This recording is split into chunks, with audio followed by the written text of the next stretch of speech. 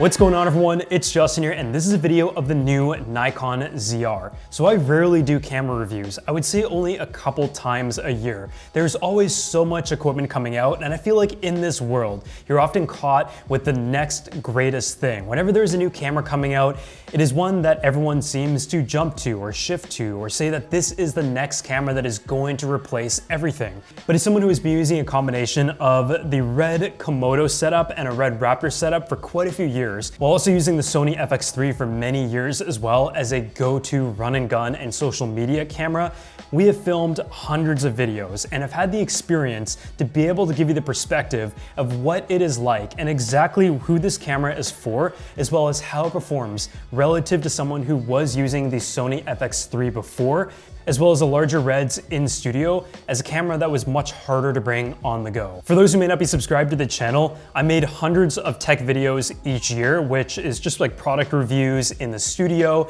in a more fixed setting. And I really enjoy the flexibility of Red RAW and also the image quality. But on top of that, we also fly up to 100 times a year to different tech events, making car videos, real estate videos, and on the run, the Sony FX3 has been my go-to camera. But when this camera was announced, I was especially excited because it was kind of the first real option that allows me to take my favorite Red workflow of Red RAW and the color science behind it on the go to a Sony FX3-like form factor that allows us to capture not only having the ability to have autofocus and good stabilization. So when it came out at a price point of about $2,000 in the US, I mean, it really did seem like the real deal. But as with any camera, in the beginning, you're very intrigued by it, but then you start to have some questions, you see the initial reviews come out, some of the quirks, and there is always something, and this camera was no different. So in this video, I'm going to be touching on the specs very quickly, but objectively,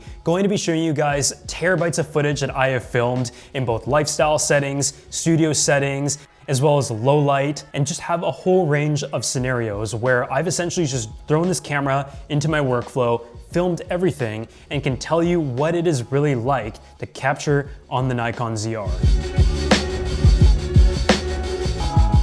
So on paper, this camera features a 24 megapixel full frame sensor. And the first thing you're going to notice is on the top, there is a photo and video toggle, which kind of makes sense because Nikon is obviously a company that has been around for quite a while in the photography world and do make some pretty solid video recording options on their DSLRs and mirrorless cameras as well.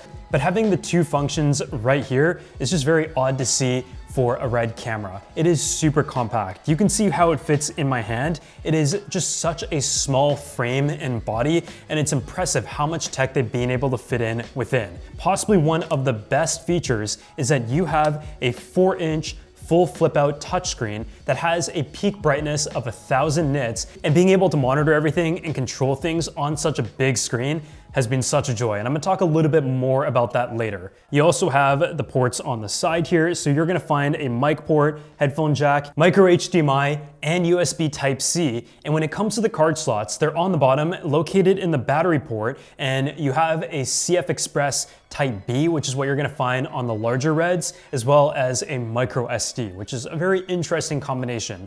On the back here, you also have the little joystick, but they've kept it very minimal when it comes to the buttons and very simple, which I feel like is very synonymous of the Red workflow already, which is mostly controlled via the large touchscreens. The different buttons and display modes on the top are labeled 1, 2, and 3. You also have record buttons on the top and the front. And I will say the record button is a little bit sticky. I don't really like the feel of it. But generally speaking, if you just go ahead and add a small rig cage, ergonomically, it has been really good. It is able to record at a 6K 60 frames a second at Red NE RAW, and it claims over 15 stops of dynamic range with a dual base ISO of 800 and 6400, 253 autofocus points, and 7.5 stops of in-body stabilization. But in addition, there's 32-bit audio that is built in for both internal and external recording, which again, really goes with the amount of latitude that you get, not only when it comes to the footage in the video aspect, but in the audio aspect as well. I just have so much trust in a camera like this, where we can bring it around with us anywhere, but know that we're able to adjust the ISO as well as the white balance in post to just focus on the shot when we're on site.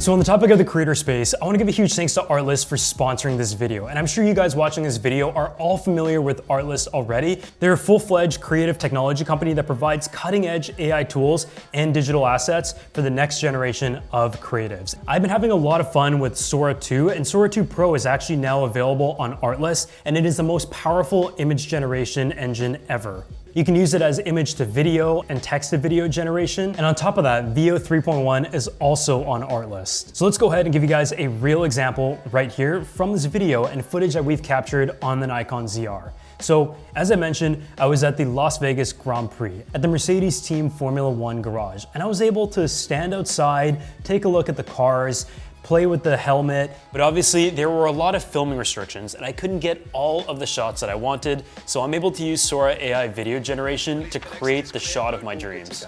Yeah, understood. DRS open.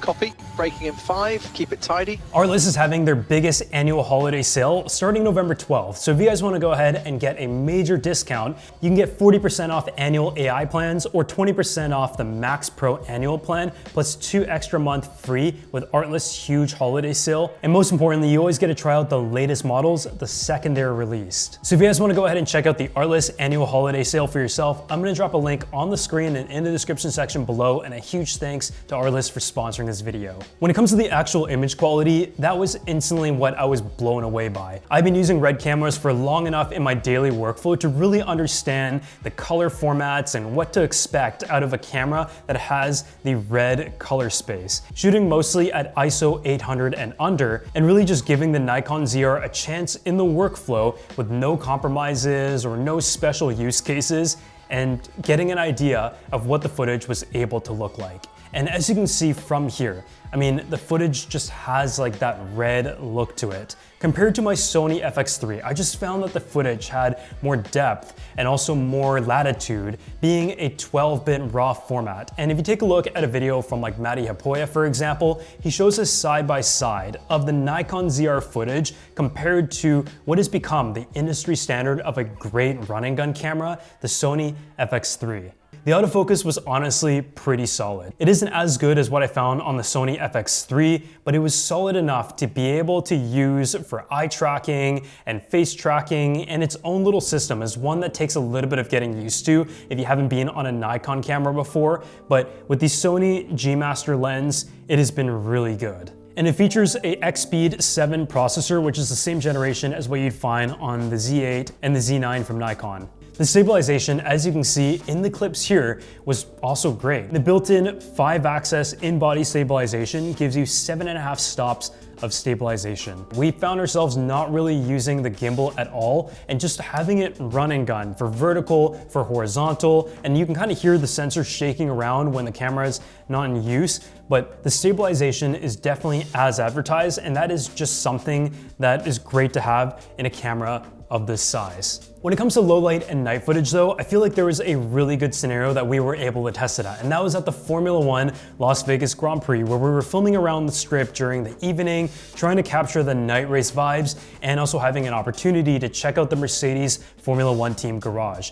I mean, a few years ago, I couldn't have been able to fathom bringing a camera like this to a place like that.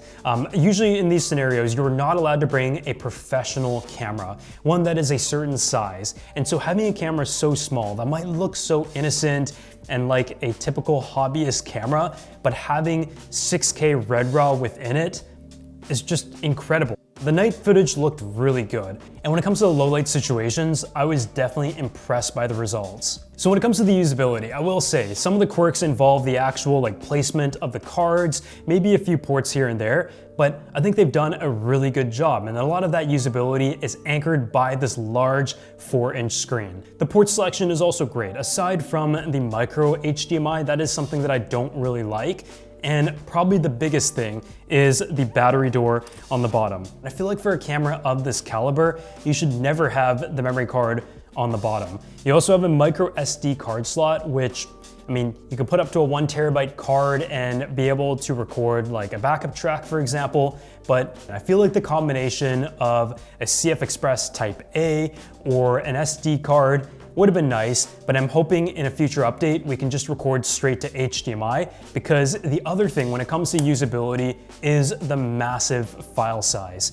As someone who was coming from shooting on a larger RED, I am used to having very large file sizes, and I already had a bunch of these cards ready to go that I use on both cameras, so it wasn't really a problem. But with that being said, if you're coming from a typical workflow of any other traditional camera, these files are massive. On a 1 terabyte card, we were able to record about 2 hours in 6K 24 frames a second.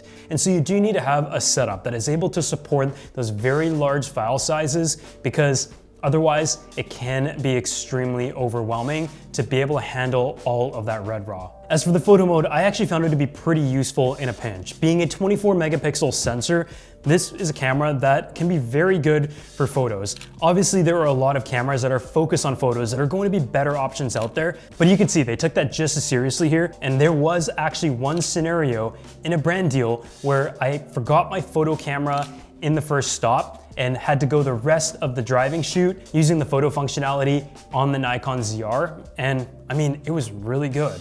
As for actually grading the footage, we used DaVinci Resolve, and the workflow was exactly the same as what we had on our RED cameras in the past. And I mean, it was a joy to use. Being able to adjust things such as the ISO, as well as the white balance, the tint, and have like that really beautiful look on camera, but also being able to stretch it even further, being 12-bit red raw, it was just amazing. Having all of my run and gun footage being adaptable and customizable just gives you that extra layer and peace of mind. Knowing the capabilities of the raw data that we were capturing just makes this camera such a compelling case for being my go-to run and gun cameras, and for the first time, a potential replacement for my Sony FX3.